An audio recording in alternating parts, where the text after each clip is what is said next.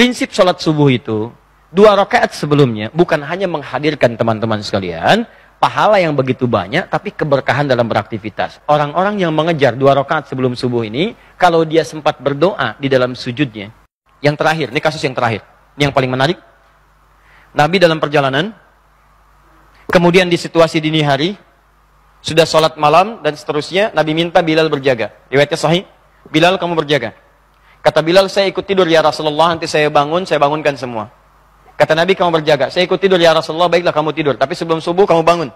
Ya, kemudian bangunkan yang lain. Apa yang terjadi? Tiba-tiba mereka semua tertidur. Termasuk Bilal. Tidur semuanya, bangun-bangun, sudah merasa matahari sudah menyengat ke pipinya. Pipi Nabi. Artinya pada saat itu, Nabi bangun sudah melewati batas sholat subuh. Batas yang tetap waktunya. Nah, apa yang paling menarik? 2 hal. Hal yang pertama, ketika bangun Nabi katakan, wailak ya Bilal, celaka kamu Bilal. Katanya kamu bangun, ternyata kamu ketiduran juga. Oke? Nah, lalu Nabi ajarkan, kalau kamu belum sanggup mengerjakan sesuatu, jangan memaksakan diri. Serahkan kepada yang lain lebih mampu, atau bermohonlah kekuatan kepada Allah. Ini pelajaran yang sangat penting. Tapi yang paling menarik, Nabi setelah itu minta kepada para sahabat untuk berwudu, kemudian Bilal mengumandangkan adzannya. Yang paling menarik setelah itu, Nabi tidak langsung mengerjakan sholat subuh, tapi mengerjakan 2 rakaat sebelum subuh ini dulu. Sebelum sholatnya. Bayangkan, saya mau katakan begini, lihat baik-baik. Bu, subuh yang dimaksudkan bukan waktu subuhnya, sebelum sholat fardunya. Sebelum dikerjakan sholat fardunya, diawali dengan sholat sunnah dulu 2 rakaat, masih dikerjakan. Nah, para ulama hadis mengatakan, kalau 2 rakaat ini tidak penting pada saat itu, mustahil dikerjakan. Pasti Nabi akan langsung kepada sholat subuhnya yang 2 rakaat. Menariknya, Bilal memberi isyarat, setelah itu sholat sunnah, setelah sholat sunnah kemudian qomat, baru ditunaikan sholat subuhnya. Ini menunjukkan keutamaan 2 rakaat sebelum subuh, itu jauh di atas sholat-sholat sunnah yang lainnya, bahkan yang mengiringi sholat fardu. Ada keutamaan khusus dibanding sholat-sholat yang lain. Jelas? Nah, sekarang saya kembalikan kepada apa yang kita bahas tadi. Jadi saking pentingnya sholat subuh ini, teman-teman sekalian, fokus. 2 rakaat sebelum subuh saking pentingnya, maka dalam keadaan-keadaan bahkan Anda bangun terlambat pun, ini hadis-hadis sahih mengajarkan masih boleh menunaikan 2 rakaat sebelum subuhnya. Pertanyaannya, apa keutamaannya? Sampai-sampai itu dijaga, bahkan dalam keadaan seakan terlambat dalam menunaikannya. 1. Hadis riwayat Muslim, ke nomor hadis 725-nya. Tadi sampai 727. Tahan ya, fokus. Rak'atal fajri khairum minad dunya wa ma fiha. 2 rakaat sebelum subuh itu keistimewaannya lebih daripada dunia dan seisinya. Bapak Ibu, kalau saya kasih pilihan, pilih 500.000 atau pilih dunia dan seisinya, pilih mana? Alhamdulillah, normal. Normal. Walaupun pada prakteknya, kadang-kadang tidak begitu. Contoh, bikin broadcast ya, dari sekarang, dan viralkan. Ada satu pengumuman dari Masjid Nurul Bahri di Kelapa Gading, besok Jumat, yang sholat subuhnya ditunaikan di Masjid Kelapa Gading, Nurul Bahri, dan mengikuti datang sebelum subuh, 2 rakaat sebelum subuh dikerjakan di Nurul Bahri, masing-masing akan dapat amplop 500.000. Sampaikan, terbatas 50 orang untuk sab pertama. 500.000. Baik. Pertanyaan saya, setelah pengumuman itu dibuatkan viral, kemudian menyebar, berapa jamaah yang datang ke sini? Pertanyaannya, sejak jam berapa jamaah datang ke sini? Subuhnya 4.25. Orang datang ke sini jam berapa? Jam 1, jam 2. Demi Allah saya katakan, nginap dari sore ini udah pada datang. Padahal itu cuma tulisan di bawahnya, contoh. Anda bayangkan? Di contoh aja, dikasih 500.000, diumumkan dari sekarang. Nginap sore-sore udah banyak ke sini. Gak percaya, bikin aja Pak. Pengumuman, contoh. Di Masjid Kelapa Gading Nurul Bahri, besok akan dibagikan masing-masing 500.000 rupiah. Di awal subuh, bagi 50 orang pertama. Tanda kurung, contoh. Atau nggak usah kasih contoh, kalau Anda benar-benar berniat, silahkan cek. Berapa yang datang? 4.25 adzan subuh, mulai sore udah datang. Malam itikaf dan sebagainya. Wajah-wajahnya nggak pernah Anda kenal sebelumnya. Bikin pengumuman yang kedua. Siapa yang datang ke masjid lebih awal, di waktu subuh, menunaikan 2 rakaat sebelumnya, bahkan di masjid itu, nanti kami akan berikan dengan janji Rasulullah SAW, lebih daripada dunia dan seisinya. Al-Hadis, tuliskan di ujungnya. Pertanyaan saya, berapa yang datang ke masjid ini? Tuh, lihat tuh. Nah, sekarang, jadi Ustadz, yang dimaksudkan lebih daripada dunia dan seisinya ini apa? Apakah materi wujudnya, atau yang lain wujudnya? Nah, ini yang perlu kita sadari, sehingga kita punya pemahaman yang kuat tentang ini. Sampai-sampai Nabi pernah mengilustrasikan, kalaulah tahu tentang kemuliaan ini, bahkan orang akan mendatangi masjid atau sholat itu dengan merangkak. Merangkak itu ada dua pemahaman. Satu, saking padatnya orang datang sampai bergeraknya itu lambat. Ya, kan kalau orang lambat itu diilustrasikan seperti bayi yang merangkak, lambat geraknya, saking banyaknya, padatnya begitu. Ya. Yang kedua, ada yang mengatakan bahkan orang yang tidak mampu pun akan merangkak datang. Saking tahunya manfaat di balik itu. Yang pertama, yang dimaksudkan kata para ulama, makna yang pertama itu adalah terkait dengan pahalanya. Pahalanya itu lebih daripada dunia dan seisinya. Anda bayangkan nggak, teman-teman? Baca Quran aja, satu hurufnya 10 kebaikan. Infak paling minimal 700 kebaikan.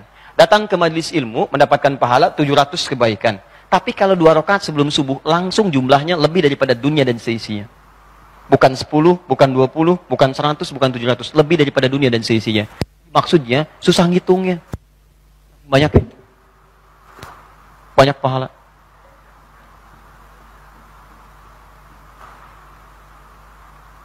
Nih, antum datang ke masjid ya. Niat untuk ta'lim sholat. Baru datang nih. Datang itu udah dapat 25. Hadis Muslim. Satu keduanya 500 tahun, 2 ketiga 500 tahun. Kemudian sholat, kalau berjamaah 27. Kalau sendirian 10. 10 itu di Quran surah 6 ayat 160, manja abil hasanati falau asyru amthaliha. 10 itu satu keduanya 500 tahun, 2 ketiganya 500 tahun. Kalau dilanjutkan dengan ikut ta'lim, itu di riwayatnya Ibnu Abbas radhiyallahu ta'ala anhuma, dapat lagi 700 kebaikan. Sampai antum pulang, 700 itu dilipat gandakan, jarak satu keduanya 500 tahun. Jaraknya 500 tahun, satu keduanya. 2 ketiga 500 tahun, terus sampai akhir. Tapi kalau Anda menunaikan 2 rakaat sebelum subuh, itu pahalanya lebih daripada dunia dan seisinya. Langsung tanpa hitungan, saking banyaknya. Nah, apa pentingnya pahala ini? Kalau bicara pahala, bukan urusan dunia, nanti urusan akhirat. Itu menentukan di akhirat. Kalau nggak percaya, silahkan meninggal dulu, nanti akan kelihatan. Ya. Walaupun kita nggak bisa milih, Tapi yang mau saya sampaikan begini, pahala itu diantara manfaatnya, saat Anda kumpulkan lebih banyak, itu yang bisa menutup dosa sekaligus menaikkan Anda ke derajat surga paling tinggi. Karena rumus dosa dengan pahala itu begini. Anda dapatkan pahala, maka dosa akan ditutup dengan pahala itu. Ini di hadis Muslim, riwayat sahabat Abu Hurairah. Lihat, tu'khadhu hadza min hasanati wa hadza min hasanati. Kalau ada orang berbuat baik, kemudian dia berbuat jelek, maka pahala kebaikan itu akan ditutupkan pada kejelekannya. Ini. Yang paling celaka itu disebutkan langsung oleh Nabi. Awas hati-hati. Yati yaumal qiyamati bi salatin wa siyamin wa zakatin walati qad syatama hadza wa qadhafa hadza wa daraba hadza. Ada orang saat di dunianya rajin salat, sunahnya dikerjakan. Ini kalau Nabi berbicara nggak akan dusta, pasti benar ini.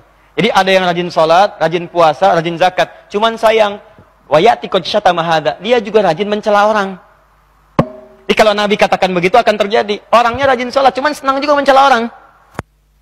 Senang juga menuduh orang, wa qadhafa hadza, qadhafa itu nuduh. Ini unik.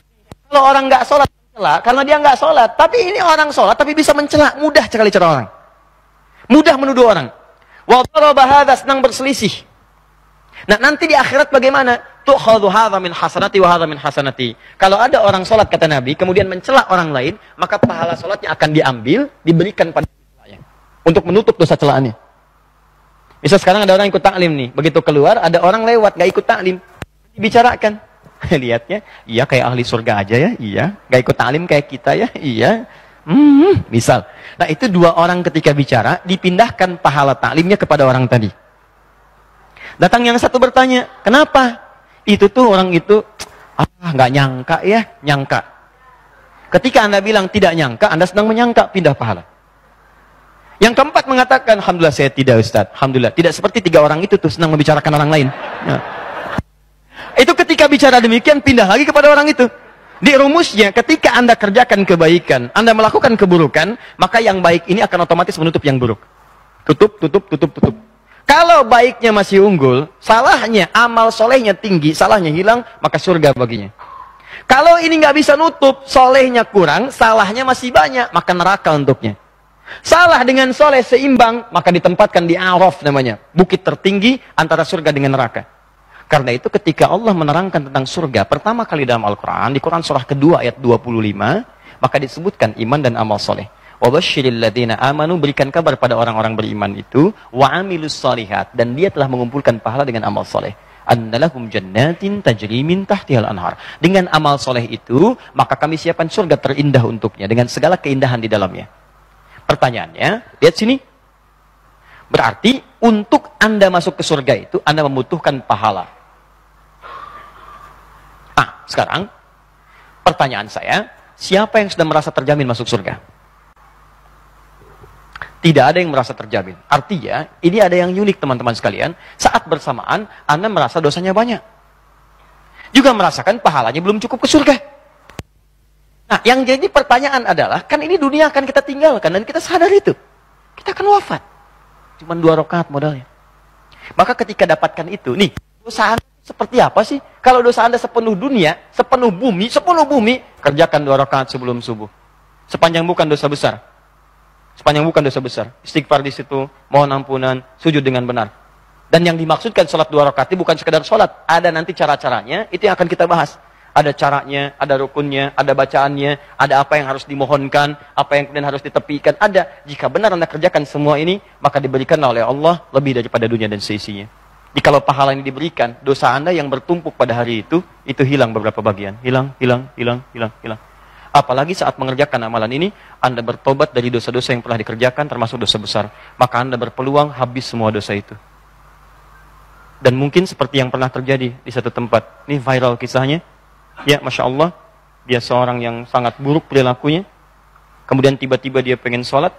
Orang sudah mulai mengusir dan sebagainya. Kemudian dibimbing oleh seseorang dari wudunya, dari sholatnya. Begitu dia sholat, ternyata wafat dalam keadaan sujudnya. Dan dia wafat dalam keadaan husnul khatimah. Jangan pernah nilai orang dari covernya, dari luarnya. Karena boleh jadi hati kecilnya ingin kembali kepada Allah. Begitu seorang ingin kembali, maka Anda rangkul, ajarkan kepadanya. Begitu dia tobat, Anda mendapatkan bagian dari pahalanya. Kalau orang ini masih hidup, setiap dia beramal, Anda mendapatkan bagiannya. Qadar Allah dia haji, Anda belum. Maka Anda mendapatkan pahala hajinya tanpa dikurangi sedikit pun. Indah. Paham ya? Nah, maka ini cara memahaminya begini. Makanya kata Nabi, kalau orang tahu tentang ini, orang akan datangi itu 2 rakaat itu dengan membungkuk, dengan merangkak. Datangi. Karena tahu ini peluang ini kalau nggak dapat sekarang, nunggu lagi besok. Dan besok itu belum tentu hidup. Itu masalahnya. Jadi kalau Anda sia-siakan yang sekarang, makanya setannya itu kadang-kadang demikian, Pak. Dipaksa nonton malam, begadang lewat. Subuhnya lewat, 2 rakaat yang nggak dapat, dipaksa nunggu besoknya lagi. Sedangkan besok Anda belum tentu hidup. Ya, begadang jangan begadang lah, kecuali ada perlunya. Kan?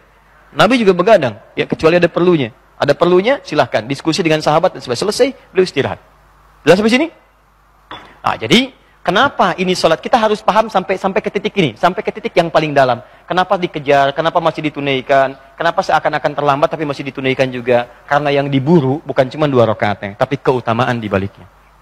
Itu poinnya. 2, yang terakhir. Keutamaan kedua. Tahan sebentar ya, nanti saya berhenti 5 menit lagi. Yang kedua, kenapa 2 rakaat ini begitu diburu, padahal belum masuk kepada fardunya? Karena 2 rakaat ini, ketika Anda kerjakan, di awal-awal waktu, saat azan selesai dikumandangkan, maka juga menjamin keberkahan dari Allah bagi pelakunya. Fi bukuriha. Kejar, kata Nabi SAW, ibadah sholat subuh itu sejak awal waktunya, fi bukuriha. Awal waktu itu dimulai selesai azan berkumandang, kerjakan 2 rakaatnya. Maka orang yang mengerjakan ini, ada isyarat dari Nabi SAW, maka minimal aktivitas dia di hari itu akan dalam lindungan dan keberkahan Allah Subhanahu Wa Taala. Prinsip sholat subuh itu, 2 rakaat sebelumnya, bukan hanya menghadirkan teman-teman sekalian, pahala yang begitu banyak, tapi keberkahan dalam beraktivitas. Nah, prinsip keberkahan itu bisa bergabung pada asas manfaat atau kebutuhan dalam penggunaan sesuatu. Ada orang semua yang diinginkan mesti dipakai, mesti dibeli. Ada orang apa yang dibutuhkan, itu yang diprinsip dalam kehidupan.